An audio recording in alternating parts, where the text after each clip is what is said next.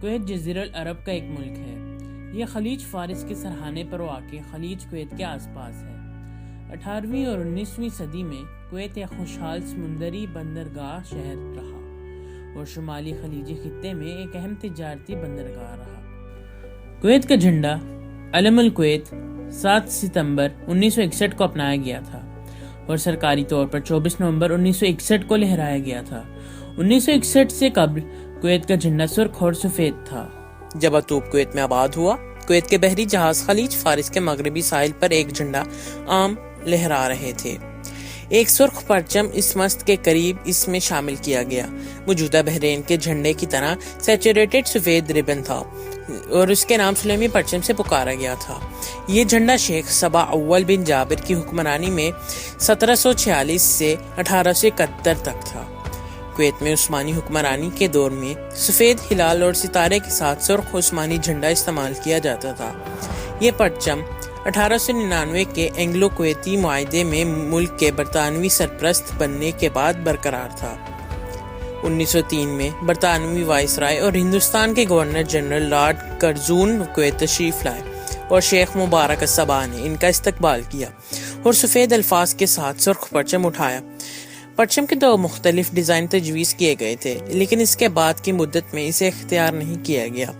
پہلی تجویز 1906 میں ایک سفید جھنڈا جس میں سفید مغربی حروف کے ہجے کویت تھی، اور دوسرا 1913 میں عثمانی جھنڈا تھا، لیکن ادبی تحریر میں بطور کینٹ ایک کنٹون تھا۔ عثمانی جھنڈا پہلی عالمی جنگ تک استعمال ہوتا رہا۔ ستمبر 1961 میں موجودہ پرچم کو اپنانے تک لال پرچم کویت کا قومی جھنڈا رہا۔ موجودہ پرچم 5 عرب رنگوں میں ہے، لیکن ہر رنگ اپنے طور پر بھی اہم ہے۔ سیاہ رنگ جنگ میں دشمنوں کی شکست کی نمائندگی کرتا ہے، سبز رنگ عرب کی زرخیز زمین کی نمائندگی کرتا ہے، سفید رنگ پاکیزگی اور عظیم اعمال کی علامت ہے، سرخ رنگ عرب جنگجوؤں کی تلواروں پر خون کی علامت ہے۔ رنگوں کے معنی صفی الدین الحالی کی ایک نظم سے نکلے ہیں۔ سفید ہمارے اعمال ہیں، سیاہ ہماری لڑائیاں ہیں، سبز ہماری زمینیں ہیں، سرخ ہماری تلواریں ہیں۔ پرچم لٹکانے اور اڑانے کے اصول: افقی طور پر سبز رنگ کی پٹی سب سے اوپر ہونی چاہیے۔ عمودی طور پر سرخ رنگ کی پٹی پرچم کی بائیں جانب ہونی چاہیے۔ کویت ریاست کے امیر ملک کا سب سے طاقتور دفتر، بادشاہ، ریاست کے سربراہ اور حکومت کویت کے سربراہ ہیں۔ کویت کے امیر الصبا خاندان کے رکن ہیں جو بنی عتبہ سے شروع ہوئے ہیں۔ 26 ستمبر 2020 کو صبا احمد الجابر الصبا کی وفات کے بعد شیخ نواف احمد الجابر الصبا 29 ستمبر 2020 کو کویت کے امیر بن گئے۔ تخت کویت کا جانشین مبارک آل صبا کی اولاد تک ہی محدود ہے۔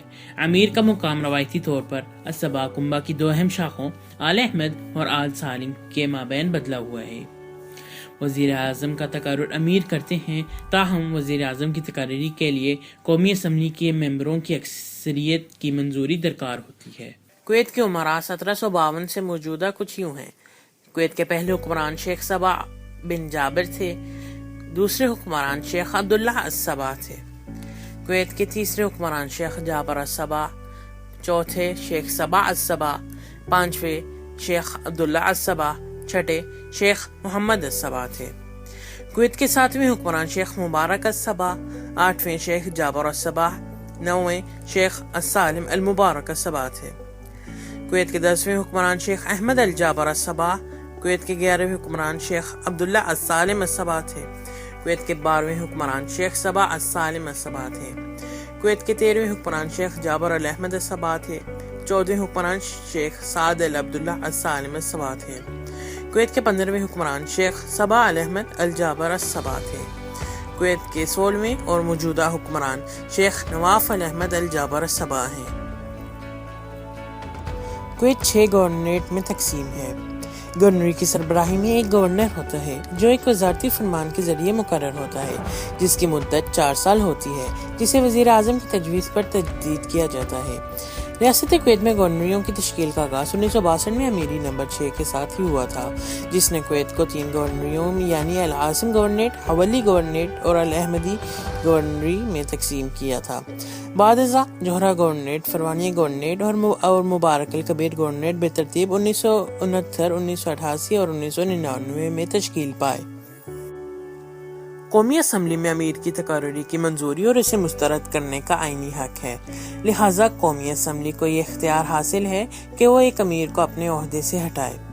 2001 میں نیتھن جے براون نے کویت کی قومی اسمبلی کو عرب دنیا کی سب سے آزاد پارلیمنٹ سمجھا۔ 2009 میں ایرن سیگل نے اسے مشرق وسطیٰ کی مضبوط پارلیمنٹس میں شمار کیا۔ کویت کی کابینہ ریاست کویت کی چیف ایگزیکٹو باڈی ہے۔ 24 جنوری 2021 کو کویت کے اعلیٰ عظمی شیخ نواف الاحمد الجابر صبا نے اپنا عظمت شیخ صبا الخالد الاحمد الصبا کو وزیر اعظم مقرر کیا۔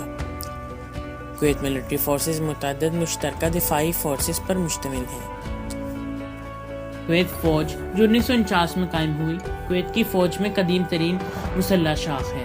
اس کے گھڑ سوار اور پیدل فوج کے پیشروؤں نے 1919، 1920 اور 1928 سے 1938 میں صحرا اور میٹروپولیٹن علاقوں میں آپریشن کیا اور ان کی جنیں براہ راست گھڑ سوار فوج اور پیدل فوجوں کے پاس کھینچی، جنہوں نے 19ویں صدی کے بعد سے مختلف سوار دفاعی قوتوں کے ساتھ ساتھ القوت قلعے کا دفاع کیا۔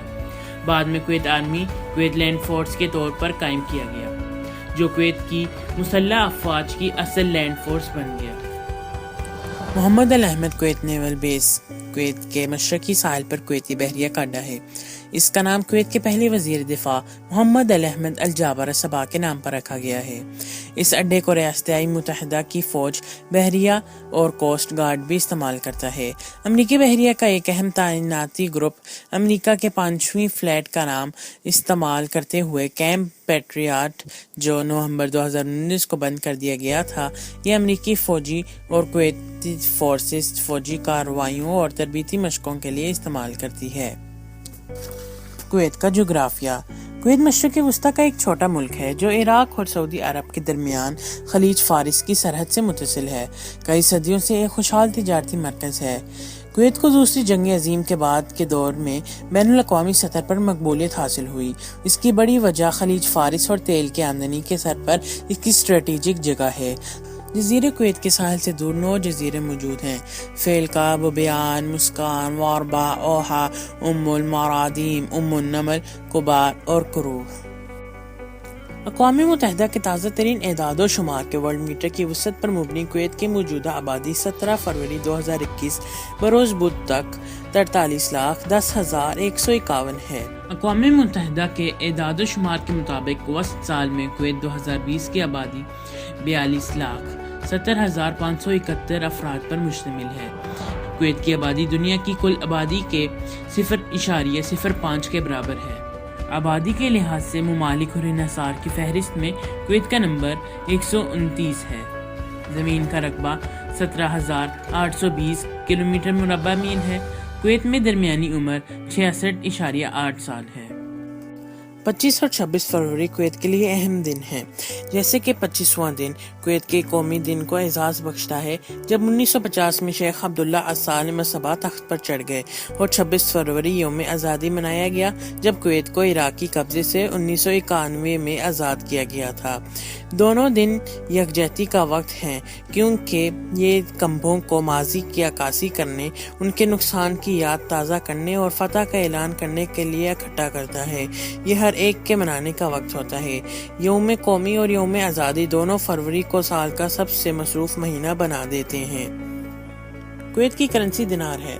دینار 1960 میں ہندوستانی روپے کے برابر خلیج روپیہ کو تبدیل کرنے کے لیے پیش کیا گیا تھا۔ یہ ابتدا میں 1 پاؤنڈ اسٹرلنگ کے مترادف تھا۔ 1990 میں جب عراق نے کویت پر حملہ کیا تو عراقی دینار نے کویت دینار کی جگہ لے لی، کیونکہ حملہ آور قوتوں نے کرنسی اور بڑی مقدار میں نوٹ چوری کر لیے تھے۔ آزادی کے بعد کویتی دینار کو ملکی کرنسی کی حیثیت سے بحال کیا گیا تھا اور ایک نیا نوٹ بندی کا سلسلہ شروع کیا گیا تھا۔